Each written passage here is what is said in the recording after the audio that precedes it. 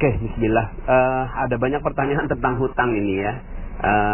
Sepertinya memang Anda mesti mengikuti beberapa audio-audio saya sebelumnya dan ya coba di kubek-kubek lagi channel Telegramnya. Jadi begini, hutang ini ya sesuai dengan ilmu yang barusan saya bagikan, yaitu the law of projection ya, bahwa kehidupan kita itu sesuai dengan apa yang kita pikirkan. Sama dengan sebuah proyektor ya, kalau ada proyektor, ada laptop, kemudian ada layar, maka isi dari layar itu sesuai persis sama dengan laptop ya. Jadi tidak mungkin ada laptop tampilannya A di layar laptop, kemudian di layar infocusnya atau di layar proyektornya B. Tidak mungkin, pasti sama. Kalau di laptop A, di layar A, gitu ya. Nah, begitu juga hukum ini berlaku dan terjadi pada kehidupan kita, bahwa kita punya yang namanya laptop. Laptop itu adalah pikiran kita, kemudian proyektornya adalah akal kita. Akal kita terus memproyeksikan, dia berfrekuensi 60.000 pikiran setiap hari. Tuing, tuing, tuing, tuing, tuing, tuing terus gitu ya. Sadar nggak sadar, suka nggak suka, mau nggak mau, tetap dia berfrekuensi. Anda tidur, Anda terjaga, Anda berbaring, Anda duduk, terus dia berpikir, terus dia berfrekuensi ya. Dan setiap kata adalah energi, setiap pikiran adalah energi, dan energi tidak bisa dihancurkan ya. Nah, itulah yang tercipta ketika dia terproyeksikan melalui akal kita, maka dia terproyeksi melalui nasib kita ya. Nah, nasib itulah layar ya. Maka the law of projection, apa yang ada dalam pikiran kita pasti terjadi di nasib kita ya. Ketika kita berpikir bahwa aduh jalanannya macet, maka pikiran kita macet, akal kita memproyeksikan macet. Akhirnya yang terjadi adalah kita sedang berdoa, ya Allah macetkan hidupku, macetkan rezekiku, macetkan kebahagiaanku, macetkan keharmonisanku. Akhirnya layar kita ya, yaitu nasib kita, jadinya semua macet. Cara terbaik dalam mengelola kehidupan kita, kita tidak bisa melawan pikiran. Pikiran nggak bisa dilawan, dia selalu berpikir. Yang bisa kita lakukan untuk pikiran adalah membelokkan ya. Bagaimana membelokkan? Ya kalau macet kita bilang wow penuh gitu ya, karena memang realitanya penuh. Kita tidak melawan realita, tapi kita mengikuti realitanya, coba kita ganti dengan bahasa yang jauh lebih positif. Ketika kita bilang, wah penuh jalanannya ya, ketika istri kita nanya, gimana Pak? Gitu kan, gimana Bi? Gimana ya jalanannya? Oh iya jalanannya penuh. Nah kita sekarang sedang apa? Sedang memproyeksikan penuh.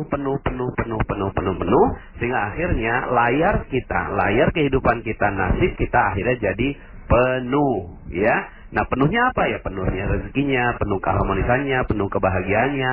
Dan kalau seandainya Anda lakukan itu, jalanannya jadi penuh, hati Anda jadi lega, tenang, Anda tidak akan pernah bisa mengeluh, Anda jadi gampang bersyukur gitu ya. Nah sehingga akhirnya hanya dengan men-switch fokus Anda, men-switch bahasa Anda, men-switch energi Anda, sama seperti laptop. Kalau Anda misalnya layarnya gambarnya A, terus kemudian kalau di PowerPoint itu kan tinggal pencet spasi ya. Nah, pencet spasi maka gambarnya berubah begitu ya. Sama dengan pikiran kita, pencet aja spasinya, macet, oh maaf bukan macet, penuh begitu ya. Nah, sekarang saya mau bicara tentang hutang ya. Nah, hutang, Anda mengerti tentang ilmu ini, hutang Anda langsung lunas dalam sekejap. Dalam sedetik lunas hutang Anda. Gimana? Waktu itu ada seorang yang datang pada saya, Pak Nas, hidup saya hancur. Wow, bagus saya bilang gitu ya. Kok bagus Pak Nas? Ya hidup saya hancur nih. Ya udah, coba cerita. Iya Pak Nas, ya saya punya banyak hutang. Wow, keren saya bilang begitu ya. Kok keren sih Pak Nas? Ini saya udah mau dipenjara gara-gara utang ini. Iya, coba gitu kan. Berapa utangnya? 200 juta Ustaz. Wow, banyak banget. Saya bilang keren betul kamu ini gitu kan. Dahsyat. Loh kok dahsyat Pak Ustaz? Ya ini saya ini udah mau pecah kepala saya gara-gara mikirin utang ini. Enggak, gini loh, saya bilang gini ya. Gini loh, zaman sekarang ini ya, dipinjemin 1 juta aja nggak gampang loh. Kamu itu dipinjeminnya 200 juta loh. Luar biasa loh kamu ini. Berarti kamu ini orang yang amanah, kamu ini orang yang jujur, kamu ini orang yang terpercaya. Sehingga akhirnya orang mau kasih duit 200 juta buat kamu. Sebenarnya tuh kamu gak punya utang. Kamu ini, yang kamu punya ini amanah. Maka ya, insya Allah jagalah amanah itu dengan baik. Ketemulah dengan orang yang berikan amanah, berbaik-baiklah dengan dia, insya Allah hidup kamu akan jadi jauh lebih tenang. Oh iya ya Pak Nas ya, saya nggak punya utang ya Pak Nas. Iya dong, kamu nggak punya utang. Terus yang saya punya amanah ya Pak Nas. Iya, kamu punya amanah. Amanah ini jaga dengan sekuat jiwa saya, jiwa kamu ya. Kemudian dia bilang gitu, oh iya siap Pak Nas, saya jadi jauh lebih positif. Iya. Langsung lunas utangnya.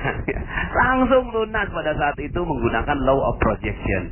Kenapa? Karena di pikirannya, di laptopnya itu dia utang terproyeksikan, sehingga akhirnya apa yang terjadi? Nasibnya jadinya utang terus. Saya yakin orang yang seperti ini sampai kapanpun, sampai dia meninggal dunia, utangnya nggak akan pernah lunas. Tapi kalau dia switch menjadi amanah, maka amanah akan datang bertubi-tubi pada dirinya, ya. Amanah akan datang bertubi-tubi. Sekarang ini amanahnya 200 juta. Mungkin itu untuk modal toko, ya. Lalu kemudian setelah itu amanah datang berupa konsumen yang loyal, kemudian karyawan yang jujur, gitu kan, kemudian supplier yang baik hati meminjamkan barang dan seterusnya. Jadi amanah datang bertubi-tubi. Nah, sekarang pertanyaan saya, Anda yang masih punya utang, udah lunas belum utangnya sekarang? Dengerin ceramah saya.